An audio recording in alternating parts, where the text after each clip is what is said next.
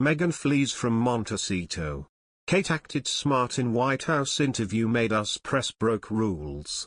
Kate, the Duchess of Cambridge, was left squirming during a White House interview, a royal expert claimed.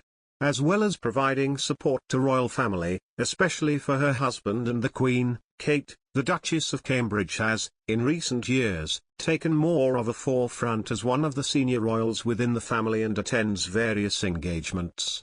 In June 2021, she attended a White House interview with the current U.S. President's wife, Jill Biden.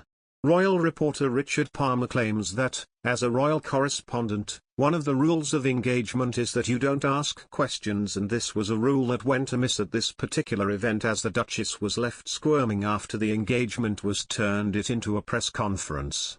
Speaking to Pandora Forsyth on the Royal Roundup, Mr. Palmer said, "It is always a really tricky area as a royal correspondent if you are covering one of their royal engagements. You are always dying to ask questions or whatever, but the rules of engagement are that you don't ask questions. Occasionally, in fact quite often, there are sort of off-the-cuff remarks and a bit of banter between members of the royal family, but you are not supposed to turn it into a question-and-answer session." Mr. Palmer referred to a hilarious moment at the White House press call. Meghan Markle could have made a veiled dig at the royal family with a quote about service in her Invictus Games speech, according to an expert.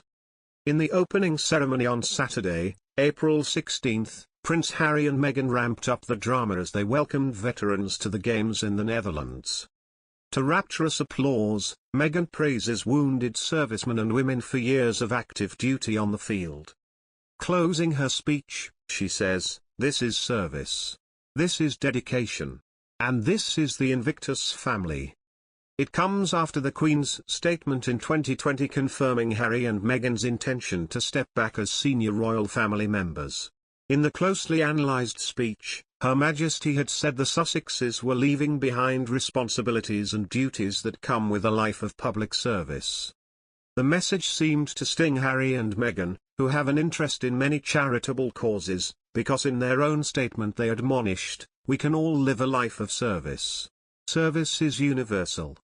Ingrid Seward, editor-in-chief of Majesty magazine, called Meghan's use of the word service an interesting choice. She commented, "It's evocative language and perhaps is slightly barbed. There's definitely a little innuendo there." In his own Invictus Games speech, Prince Harry revealed some cute things about his son Archie, including what he wants to be when he grows up. He said, "When I talk to my son Archie about what he wants to be when he grows up, some days it's an astronaut, other days it's a pilot, a helicopter pilot obviously." The royal family would crumble at the moment if it weren't for the Duchess of Cambridge, a royal author has claimed.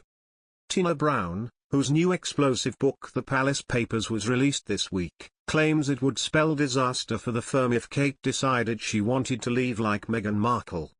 Kate officially became a royal almost exactly 11 years ago when she married Prince William in a lavish wedding at Westminster Abbey.